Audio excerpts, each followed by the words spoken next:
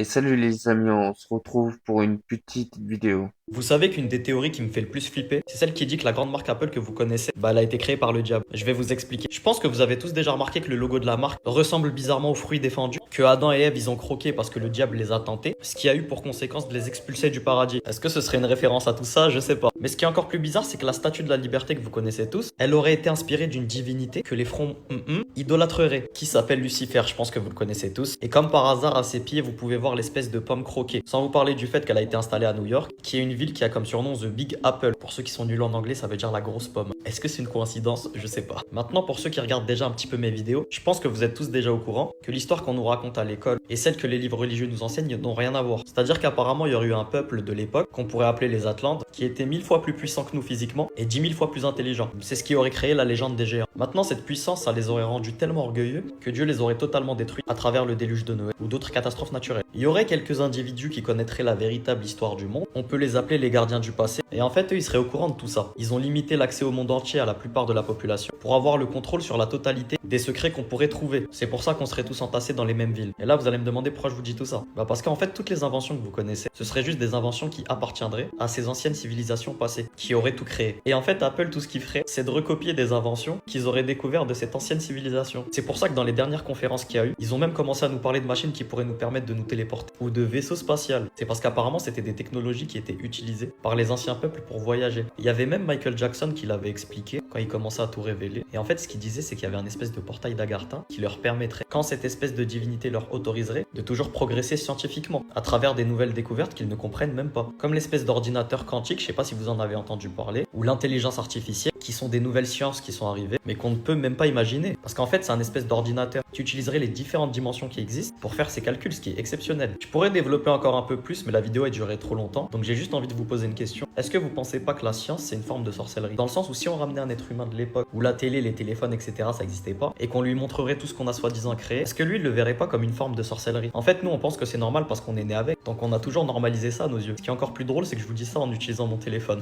D'ailleurs, il y a même un épisode de American Horror Story dans lequel il y a le président des États-Unis qui explique que l'arrivée des micro-ondes, la télévision et toutes les technologies que les États-Unis ont possédées, ensuite ils les ont démocratisées dans le monde entier, bah, c'était grâce à des extraterrestres qui leur ont donné, ou si vous voulez, on peut appeler ça des djinns, des fantômes, des esprits, mais simplement une forme de vie différente que les êtres humains. Et en fait, pour progresser et recevoir de plus en plus d'inventions, bah, les États-Unis ils avaient fait un accord avec ces extraterrestres qui étaient des sacrifices humains. Donc après ça, il y a eu la femme du président qui a dû créer des fêtes comme Noël, Halloween, etc., où il y aurait beaucoup de disparitions d'enfants et même d'êtres humains en général pour que les gens ils se doutent de rien. Et ce qui est très très bizarre, c'est que le jour de l'année où il y a le plus de disparitions sur Terre, bah, c'est pendant le jour d'Halloween aux États-Unis. Et en fait, dans la série, il nous explique que c'est lié à l'espèce de pacte occulte que les hauts placés américains ont conclu avec cette forme de vie supérieure. Et toutes les disparitions d'enfants, elles finiraient dans la zone 51. C'est pour ça qu'en fait, ce serait interdit d'y aller. Et ça va encore plus loin dans le sens où la finalité, ce serait de faire des expériences pour permettre à ces djinns extraterrestres de fusionner totalement avec les humains. Oui, je sais, c'est hyper glauque, je vous conseille vraiment d'aller voir la série, ça va vous choquer. Surtout que les hauts placés américains, ils ont accepté parce que les nouvelles armes, inventions que les extraterrestres leur donnaient, alors j'aime pas dire extraterrestres, mais vous m'avez compris, appelez-le comme vous voulez, ça leur permettait de faire des États-Unis, grâce à leur avancée technologique, les rois du monde. Et on nous parle même de l'arrivée de l'intelligence artificielle qui était prévue depuis une soixantaine d'années. Je me demande même si c'est pas comme ça que le Dajjal il va être créé, l'espèce de faux messie qui va venir sur Terre pour égarer l'humanité. Parce que justement, on nous explique dans la série que ces expériences, elles ont commencé en 1960 et qu'il leur faudrait une soixantaine d'années pour réussir à faire une fusion parfaite entre un humain et un djinn. Donc les gars, c'était vers 2023-2024 que le faux messie il était censé naître. Oh, en fait, peut-être que c'est pour ça qu'ils ont tout mis en pause en 2019. C'était pas ce qui venait d'arriver. Dites-moi ce que vous en pensez. Mais en gros, c'est pour ça que toutes les technologies que vous connaissez, bah, elles seraient pas à nous, mais à cette forme de vie supérieure. Voilà. Allez regarder American Horror Story. Donnez-moi votre avis en commentaire.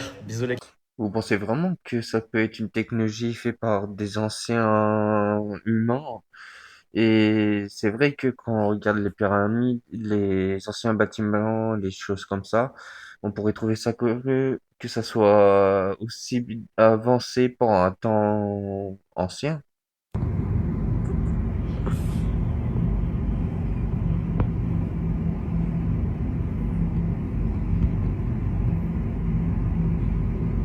C'est vrai quand même que la dernière fois, j'avais entendu dire que ça pouvait être le reflet du firmament. Et c'est vrai que ça ressemble vraiment, parce qu'on pourrait même croire que c'est le reflet sur les caméras. Ils vous ont menti.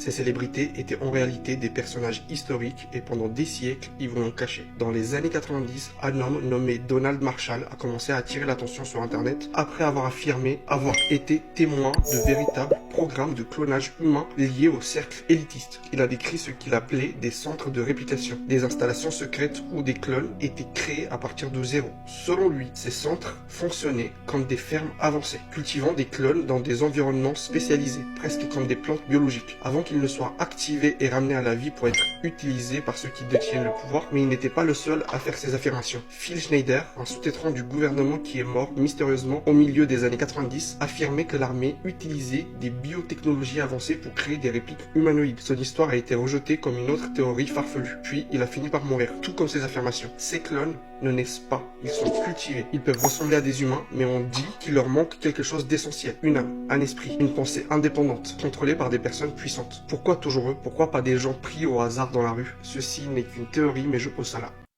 C'est vrai comme que c'est curieux, les stars, comment ils peuvent ressembler à des gens connus de l'époque. Et c'est vrai qu'avec avec les avancées de la médecine et de la technologie, on peut voir quand même qu'il y a eu des grands progrès. Donc si c'était possible qu'à l'époque ils fassent vraiment ça, de nos jours ils peuvent faire quoi? Elle montre des terrains très grands, de grandes étendues, avec des immenses curveurs gris. Dans chaque curveur, on peut mettre jusqu'à 5, 6 personnes. Ce sont des cercueils qui sont prêts en vue d'une pandémie mondiale qui est sur le point d'être déclenchée, totalement mise en œuvre par les forces occultes des pouvoirs et des dirigeants actuels. La FEMA, c'est l'organisme qui est censé protéger la population pour venir en aide, etc. On peut voir ça comme ça, mais c'est pas toujours ça. Hein. C'est aussi l'organisme qui a dans les coulisses des projets beaucoup plus noirs, on va dire. Oui, il est censé intervenir en cas de catastrophe, en tout cas. Censé intervenir, oui. C'est comme le CDC, hein, qui aussi intervient pour les différentes pandémies et puis qui finalement fabrique ce qu'il faut pour faire mourir un maximum de personnes, quoi.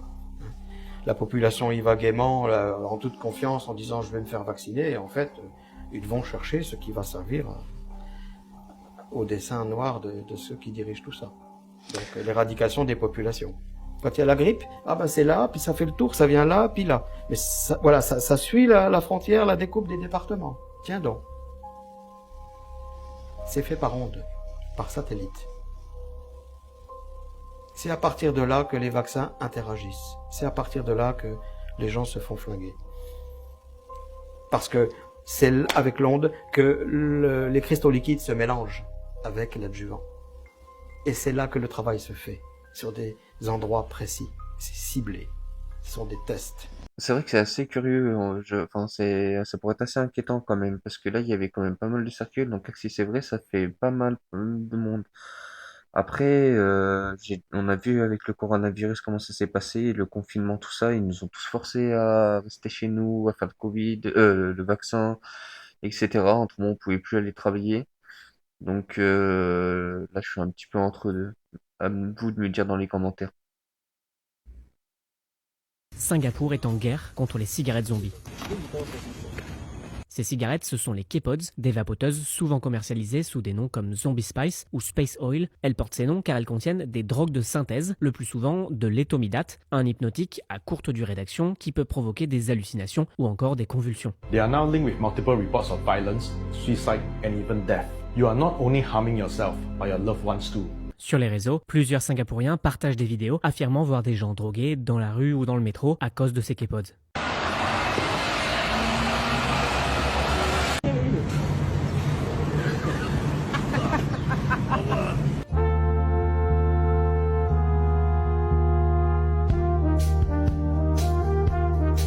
Interdites à Singapour, elles sont vendues illégalement sur Telegram, même si les K-Pods ont déjà fait des victimes. En septembre 2024, Sherman Tay, 19 ans, est retrouvée morte en bas de chez elle. Depuis, son père accuse les K-Pods à Singapour d'être responsables de sa mort. Un an plus tard, les autorités singapouriennes ont durci les règles. Depuis ce 1er septembre, la détention de cigarettes électroniques est passible d'une amende pouvant aller jusqu'à 1327 €. It's causing quite serious concern. When e-vaporizers were first introduced, in Singapore bans it, and I think it's the right decision. But today, e-vaporizers is no longer just used for the delivery of nicotine. It's been used to deliver a range of substance, and that is a serious problem. Etomidate is a controlled substance under the Poisons Act. If you consume it like that, it's very damaging. It can cause permanent organ failure. Si Singapour est si sévère avec les K-POD, c'est parce qu'elles se répandent dans le pays selon les autorités. We take a number of them, more than 100, to test them randomly, and 1/3 already have etomidate. Les récidivistes peuvent être soumis à une réhabilitation obligatoire et à des coups de canne s'ils sont singapouriens. S'ils sont étrangers, ils peuvent risquer une expulsion du territoire. Les autorités craignent que les vapoteuses puissent contenir des drogues plus dangereuses à l'avenir. Singapour a donc mobilisé 10 000 fonctionnaires pour lutter contre le vapotage. Selon les données officielles, 656 personnes ont été arrêtées pour avoir vapoté au cours des 3 premières semaines du mois de septembre. Parmi elles, 44 utilisaient des cigarettes électroniques qui contenaient de l'étomidate. Mais selon la coalition des défenseurs de la réduction des méfaits liés au tabac dans la région Asie-Pacifique, les interdictions généralisées pourraient simplement encore plus pousser le commerce des vapoteuses dans la clandestinité. Encore une drogue sûrement synthétique qu'il faut pas prendre. Les drogues synthétiques, c'est vraiment de la merde, c'est vraiment pas conseillé. Et ça me fait penser à la salle de bain et à la drogue Falca. C'est des drogues qui rendent des gens un peu, entre guillemets, comme des zombies. Ils peuvent faire des choses assez surprenantes quand même. Ça, je vous laisserai vous renseigner par vous-même.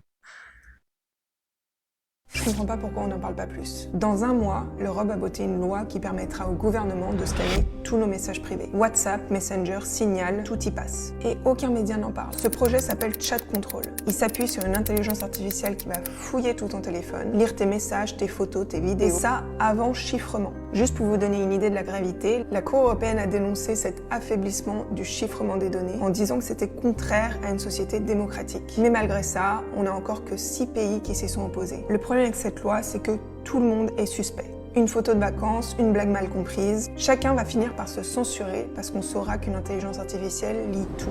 Et une fois cette infrastructure installée pour protéger nos enfants, elle pourra être utilisée pour d'autres choses. Personnellement, ça me rend folle de voir l'intelligence artificielle utilisée pour ça. Pas pour soigner, pas pour éduquer, mais pour nous surveiller. Donc maintenant, nous, petits citoyens, qu'est-ce qu'on peut faire? Se renseigner, partager l'information, mettre la pression sur nos députés européens et pourquoi pas signer une pétition en ligne que je vous mets en lien.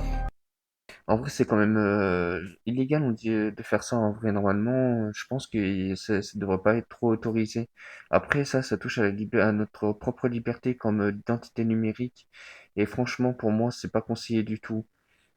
Après, je sais qu'il y a aussi le groupe Meta qui s'est mis à regarder tous nos messages privés sur WhatsApp, Instagram, Snapchat, toutes ces choses-là.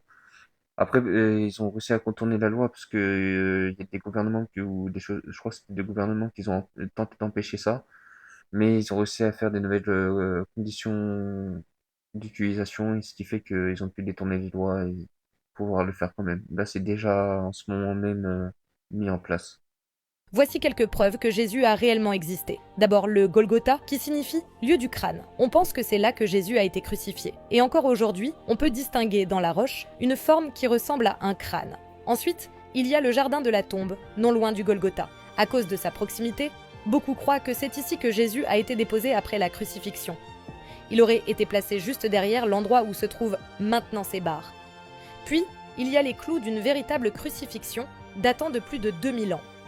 Ils ont été découverts dans la tombe de Caïphe, le grand prêtre impliqué dans le procès de Jésus. Et enfin, le Saint-Suaire de Turin. L'image sur ce linge représente un homme datant de la même époque et de la même région que le Christ. Il n'y a aucune trace de peinture ou de gravure sur le tissu. Et pourtant, l'image est nette, représentant un homme qui ressemble étrangement à Jésus. Personne n'a jamais pu expliquer comment cette image est apparue, malgré des études et des analyses très poussées. C'est pourquoi beaucoup croient qu'il s'agit du véritable linceul funéraire de Jésus. C'est quand même surprenant, en vrai. À vous de me dire si vous pensez que c'est vrai. Et ce sera tout pour cette vidéo. Pensez à partager, liker, commenter. Et bonne journée et bonne soirée.